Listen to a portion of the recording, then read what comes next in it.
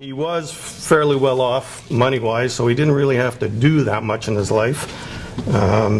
Studied at, where is he? Collège des Beaux-Arts, where he won some prizes for his art. In 1934, he had some exhibits.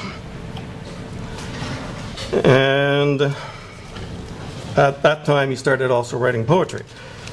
However, he only produced one slim volume of poetry at the time, in 1937, Regards et Jeux dans l'espace, and it was the only collection that he ever put out in his lifetime.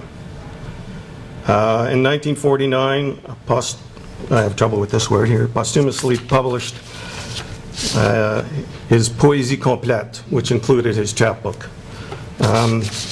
During his lifetime, he developed heart troubles, or so they say, and supposedly he died in 1943 after falling out of his canoe. I don't know how true that is, but things seem to be a little shaky about that.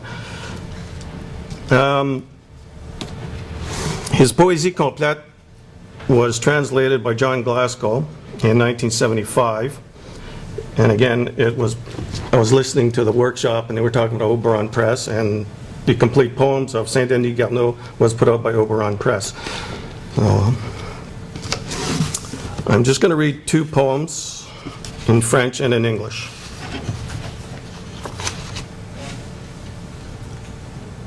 Je marche à côté d'une joie qui n'est pas à moi, d'une joie à moi que je ne puis pas prendre. Je marche à côté de moi en joie, j'entends mon pas en joie qui marche à côté de moi. Mais je ne puis changer de place sur le trottoir. Je ne puis pas mettre mes pieds dans ces pas-là et dire voilà, c'est moi. Je me contente pour le moment de cette compagnie, mais je machine en secret des échanges. Par toutes choses d'opération, des alchimies, par des transfusions de sang, des déménagements d'atomes, par des jeux d'équilibre. Afin qu'un jour transposé, je sois porté par la danse de ces pas de joie, avec le bruit décroissant de mon pas à côté de moi. Avec la part de mon pas perdu, s'étiolant à ma gauche, sous les pieds d'un étranger qui prend une rue traversale.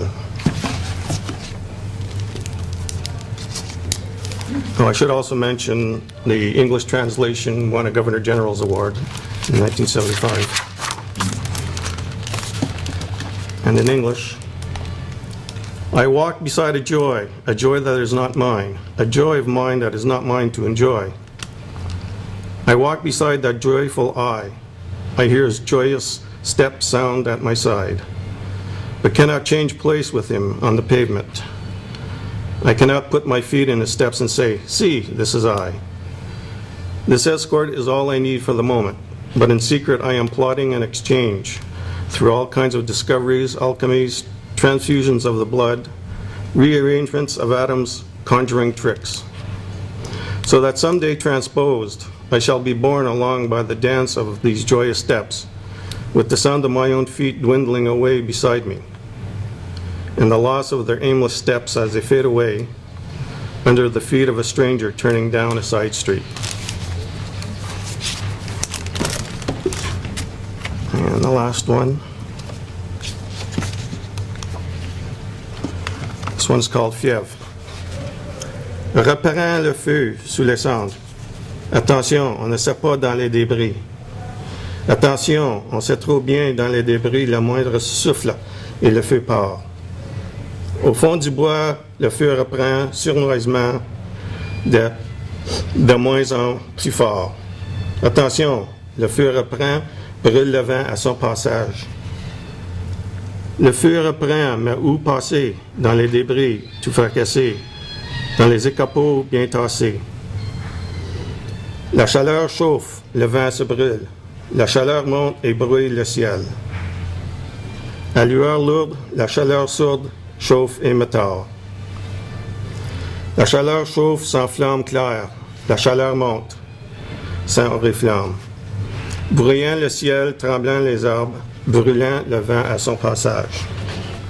Le passage demande grâce. Les bêtes ont leurs yeux effarés. Les oiseaux sont égarés dans la chaleur bruyant le ciel.